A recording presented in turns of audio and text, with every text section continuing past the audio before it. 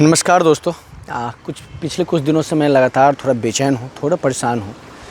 और परेशान होने का ऐसा रीज़न नहीं है कि मेरे निजी ज़िंदगी में कुछ प्रॉब्लम है। मैं परेशान इसलिए हूँ कि मैं खुद को कोस रहा हूँ, खुद पर धिक्कार कर रहा हूँ।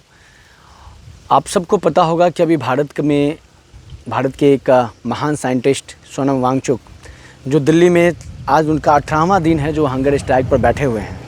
लेकिन ये जो सरकार है वो उनकी सुन नहीं रही है। लेकिन मैं पहले बहुत क्लियर बात कर देना चाहता हूँ, क्योंकि मुझे पता है कि इसमें कई लोग आएंगे और मुझे ज्ञान देंगे। मुझे सीजेपी से कोई लेना देना नहीं है। वो उसकी क्या मकसद है, उसकी क्या मोटिव है, उससे मुझे कोई लेना देना नहीं है। लेकिन ये बात तो सच्चाई है ना कि सोनम वांगचुक जिस मकसद के साथ वहाँ पर बैठे हुए हैं हंगर स्ट्राइक पर, उसको कतई कोई नकार नहीं सकता कि वह एक सच्चाई और सच और फैक्ट चीज़ों के लिए वहाँ पर बैठे हुए हैं। मैं बता दूं दोस्तों कि वह 17वां दिन, 18वां, आज 18 दिन हो गए उनके हंगर स्ट्राइक पर बैठे हुए, लेकिन सरकार बिल्कुल सुन नहीं रही है। डर हमेशा इस बात का सता रहा है कि कहीं वो पल ना सुनने को मिल जाए कि अब सोनम वांगचुक नहीं रहे, जो कि एक अंदर से अजीब सा बेचैनी फील हो रहा है। सोचने वाली बात है कि वह इंसान जो दुनिया के किसी भी कोने में किसी भी देश की नागरिकता को लेकर बड़ी आसानी से ज़िंदगी काट सकता था, वो इंसान इस देश के युवक के लिए, इस देश के नौजवानों के लिए, इस देश के लोगों के बच्चों के लिए अपनी जान हथेली पर लेकर बैठा हुआ है। और ये बाकी लोग जिनके बच्चों के लिए वो बैठा हुआ ना अपनी नपुंसकता को दिखा रहे हैं। एक शेयर नहीं कर सकते उनके वीडियोज़ को, उनके रील को शेयर नहीं कर सकते। अरे अगर कोई आपके लिए बलिदान देने के लिए बैठा हुआ है ना, तो पूरे देश के अभी नवयुवक को चाहिए, पूरे देश के लोगों को चाहिए, हर उस माँ बाप को चाहिए जिसके माँ बाप के बच्चों के लिए वह लड़ाई लड़ रहे हैं। उनको चाहिए कि वो उठ के जाएं और दिल्ली में 20 जुलाई को जो जंतर मंतर से वो संसद भवन पार्लियामेंट की तरफ जो अपनी वो मार्च करेंगे उसमें हिस्सा ले। उनको चाहिए। मैं ये कभी किसी पार्टी को नीचे दिखाने की बात या ऊपर दिखाने की बात मैं नहीं कर रहा हूँ। मैं फिर से ये बात कर रहा हूँ कि मैं सीजेपी को बिल्कुल सपोर्ट नहीं करता हूँ। मुझे अभिजीत दीपके से बिल्कुल लेना देना नहीं है। लेकिन क्या आपको लगता है कि जो आदमी पूरे दुनिया में, जिसको स्वीडन जैसा देश वीज़ा देकर अपने देश में आमंत्रित करता है बिना कोई कॉस्ट लिए हुए और इतनी सम्मान देता है, उस देश के उस इंसान को इस देश ने NSA जैसा एक्ट दिया, देशद्रोही कह के उन्हें जेल में बंद करके रख दिया गया। उनके जितने भी अपनी कंपनीज थी, जिनके रिसर्च कंपनीज थी, उन पर छापे मारे गए। ED CBI को भेज दिया गया। ये देश आपको लगता नहीं कि अंग्रेज़ों से भी ज़्यादा खतरनाक लोगों के हाथ में चला गया?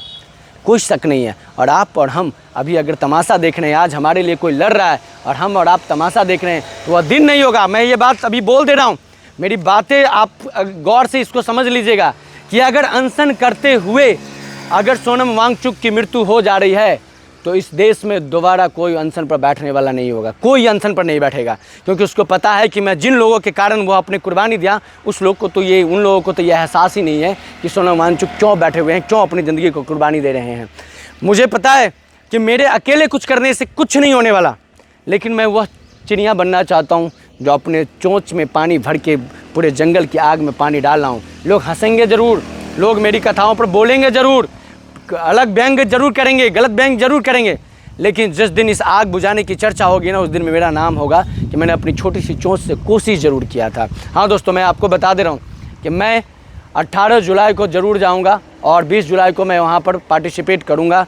जो पैदल मार्च है वहाँ संसद तक, उसमें मैं ज़रूर उस मार्च में पार्टिसिपेट करूँगा। हाँ, मैं जो भी लोग इसमें पार्टिसिपेट करेंगे उनसे भी मैं निवेदन करता हूँ कि आप नॉन वायलेंस को ही मानेंगे।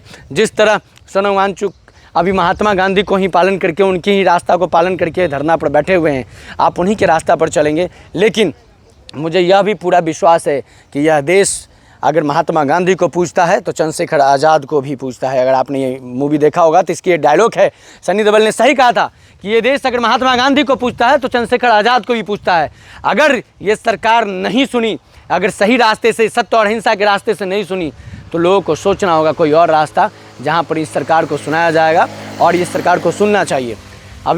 मैं आश्चर्य करता हूँ कि अभी तक बहुत सारे लोग ऐसे भी हैं जिनको ये पता नहीं है कि दिल्ली में हंगर स्ट्राइक पर क्यों सोनम वांगचुक बैठे हुए हैं। इतने बड़े साइंटिस्ट जिसको पूरी दुनिया घूम सकते थे, अपनी ज़िंदगी बड़े आराम से काट सकते थे, वो क्यों बैठे हुए हैं कि अभी तक बहुत लोगों को पता तक नहीं है। भाई जान लीजिए, वो हमारे बच्चों के लिए, मेरे लिए, आपके आने वाले कल के लिए, आपके बच्चे के लिए वो बैठे हुए हैं। वो आपके लिए लड़ाई लड़ रहे हैं, उनकी अपनी कोई स्वार्थ नहीं है। उस लड़ाई में अगर आप हिस्सेदार नहीं बन सकते ना, तो आप अपने आप को ज़िंदगी में कभी माफ़ नहीं करेंगे। आने वाला कल, आने वाला भविष्य, आने वाला जनरेशन, आने वाला पीढ़ी आपसे वह पूछेगा कि आप नपुंसक की तरह क्यों बैठे हुए थे जब इस देश की में के साथ खिलवाड़ हो रहा था। आप उस समय क्या कर रहे थे जब इस देश के नवयुवक हत्या कर रहे थे, अपने आप को सुसाइड कर रहे थे। आप उस समय क्या कर रहे थे जिस समय इस देश में तानाशाही चल रही थी। आप उस समय क्या कर रहे थे जिस समय इस देश में एक इंसान गांधी को पालन करते हुए अपने मृत्यु को प्राप्त करने जा रहा था और आप अपने हाथ में चूड़ियां पहन के बैठे हुए थे। क्या आपको डर लगता है? और डर वही लोग को लगता है जो चोर हैं।